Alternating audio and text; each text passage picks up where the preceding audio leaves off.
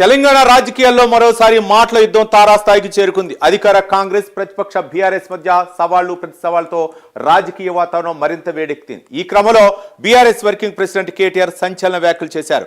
ముఖ్యమంత్రి రేవంత్ రెడ్డికి బహిరంగ చర్చకు సిద్ధమంటూ సవాల్ విసిరారు.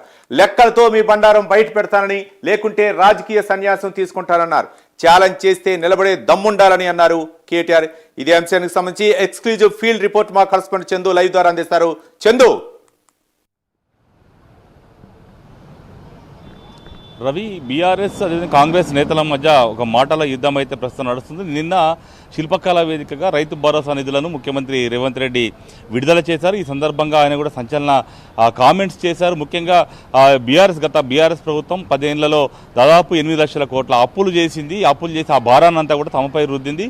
ముఖ్యంగా గత ప్రభుత్వంలో పెట్టిన బకాయిలు కట్టలేక ఈ ప్రభుత్వం చస్తుంది అని చెప్తూ మాట్లాడుతూ రాష్ట్రాన్ని దివాలా తీయించారు. మొత్తం దివాలా తీసిన రాష్ట్రంగా ఉంది అంటూ కూడా అటు రేవంత్ రెడ్డి మాట్లాడారు. ముఖ్యంగా మరోవైపు మాజీ ముఖ్యమంత్రి కేసీఆర్ను కూడా టార్గెట్ చేస్తూ రేవంత్ రెడ్డి మాట్లాడిన సందర్భంలో ఈరోజు సీఎం రేవంత్ కామెంట్స్పై కేటీఆర్ ఫైర్ అయ్యారు. ముఖ్యంగా మా కేటీఆర్ మాట్లాడుతూ చెల్లని రూపాయికి గీతలు ఎక్కువ, అదేవిధంగా పని చేయని వాడు మాత్రమే చిల్లరగా మాట్లాడతాడంటూ కూడా ఆయన చెప్పుకొచ్చారు. అదేవిధంగా గతంలో ఎన్టీ రామారావు మాట్లాడినటువంటి మాటలు ఏదైతే అంగుష్ట మాత్రుడు తుచ్చుడు ఈ రాష్ట్రానికి ఒక ముఖ్యమంత్రిగా ఉన్నాడు అంటూ కూడా ఆయన చెప్పుకొచ్చారు. మరోవైపు ఇంత భావదారిద్ర్యం ఉన్నటువంటి ముఖ్యమంత్రిని తాను ఎప్పుడూ చూడలేదు. అదేవిధంగా ఢిల్లీకి ఇజ్జత్ లేకుండా వెళ్తున్నాడు, 72 సార్లు ఎందుకు వెళ్తున్నాడు, అక్కడ డబ్బులు ఇవ్వనప్పుడు అక్కడికి ఎందుకు వెళ్లాల్సి వస్తుంది, మూటలు తీసుకుపోవడానికి మాత్రమే రేవంత్ రెడ్డి ఢిల్లీకి వెళ్తున్నాడు అంటూ కూడా ఆయన తీవ్ర స్థాయిలో మండిపడ్డాడు. గతంలో కేసీఆర్ 10 ఏళ్ళు సీఎంగా సింహంలా పనిచేశాడు, కానీ రేవంత్ రెడ్డి మాత్రం ఇక్కడ పరిపాలన ఆగం చేశాడంటూ కూడా ఆయన చెప్పుకొచ్చారు. మరోవైపు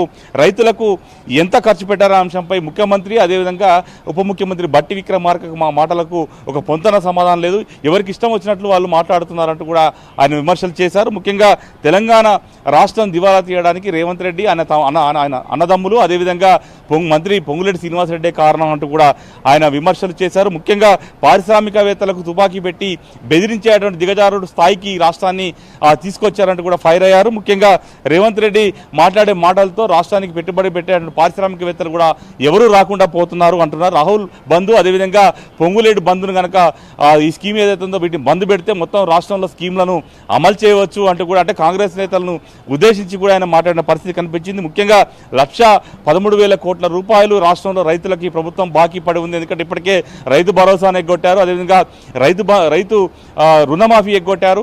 ఇలా రైతులకు ఇవ్వాల్సిన అన్ని కూడా కౌలు రైతులకు సంబంధించినటువంటి అంశాలన్నీ కూడా పక్కన పెట్టారు. ఇవన్నీ కలిపితే 1,13,000 కోట్ల రూపాయలు రైతులకు బాకీ పడి ఈ ప్రభుత్వం ఉంది. కాబట్టి ఖచ్చితంగా వచ్చే ఎన్నికల్లో ఖచ్చితంగా బుద్ధి చెప్తారు. ముఖ్యంగా అట్టర్ ఫ్లాపు సినిమాకు అర్ధ శతదినోత్సవం జరిపినట్టుగా కూడా నిన్న రైతు భరోసా నిధులను విడుదల చేసి 2 ఎకరాలకు వేసి వాళ్ళు ఏదో గొప్పలు చెప్పుకుంటున్నారంటూ కూడా ఆయన మండిపడ్డారు. ముఖ్యంగా అబద్ధాలు చెప్పడం రేవంత్ రెడ్డికి జన్మ హక్కు, ఆయనకు ఆరోపణం అంటూ కూడా సెటరికల్ కామెంట్స్ కూడా కేటీఆర్ చేసిన పరిస్థితి మనకు కనిపించింది. ముఖ్యంగా ఈ ఏదైతే రైతులకు సంబంధించిన అంశంపైన నిన్న ముఖ్యమంత్రి మాట్లాడుతూ అసెంబ్లీలో రైతులకు సంబంధించిన అంశంపై చర్చ పెడదాం, ఖచ్చితంగా అసెంబ్లీని ప్రత్యేకంగా సమావేశపరచుదామంటూ కూడా చెప్పిన నేపథ్యంలో ఈరోజు కూడా కేటీఆర్ సవాల్ విస్తారు. ముఖ్యంగా రైతులకు సంబంధించిన అంశంపై చర్చకు తాను సిద్ధమని, అది వరంగల్లో చర్చ పెట్టినా అదేవిధంగా అసెంబ్లీలో చర్చ పెట్టినా ప్రెస్ క్లబ్లో చర్చ పెట్టినా ఖచ్చితంగా తన ఆధారాలతో అవసరం అన్ని ఆధారాలతో బయట పెడతాను, ఒకవేళ బయట పెట్టకపోతే మాత్రం శాశ్వతంగా రాజకీయాల నుంచి తప్పుకుంటా అంటూ కూడా ఆయన సవాలు విసిరిన పరిస్థితి అయితే మనకు కనిపించింది. మొత్తంగా చూసినట్టయితే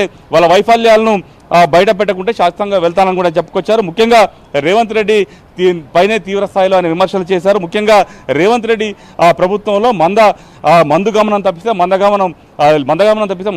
మందుగమనం మాత్రమే ఉంది, మద్య నిషేధం ఎత్తివేయండి, ఎవరొద్దన్నారు, చేతనైతే ఎత్తివేయాలంటూ కూడా ఆయన కామెంట్స్ చేసిన పరిస్థితి. మరోవైపు ఇటీవల ముఖ్యమంత్రి తుంగభద్ర సంబంధించిన అంశానికి వెళ్ళినప్పుడు అక్కడ ముఖ్యమంత్రులతో కూడా సమావేశం నిర్వహించారు. ఈ సమావేశంలో ఇది రహస్య మీటింగు, ఖచ్చితంగా కృష్ణా జలాలను ఆంధ్రాకు అప్పగిస్తున్నాడు, గురుదర్శన చెల్లించుకుంటున్నారంటూ కూడా ఆయన తీవ్ర స్థాయిలో మండిపడ్డారు. ఖచ్చితంగా ఏదైతే నిన్న రేవంత్ రెడ్డి విసిరిన సవాల్ని అయితే కేటీఆర్ స్వీకరించారు. ఖచ్చితంగా చర్చకైతే రావాలి, తప్పించుకొని పారిపోవద్దు. గతంలో చాలా అంశాలపై రేవంత్ రెడ్డి చర్చకు సవాల్ విసిరి తర్వాత తోక ముడుచుకొని వెళ్ళాడు. కాబట్టి ఈసారి మాత్రం ఖచ్చితంగా తాను సవాలుకు సిద్ధపడి ఉన్నాను కాబట్టి ఖచ్చితంగా రావాలంటూ కూడా కేటీఆర్ చెప్పిన పరిస్థితుల్లో మొత్తంగా చూసినట్టయితే రాజకీయ వాతావరణం అయితే అటు బీఆర్ఎస్ కాంగ్రెస్ మధ్య మాత్రం వేడెక్కిందని చెప్పవచ్చు. రవి. రైట్.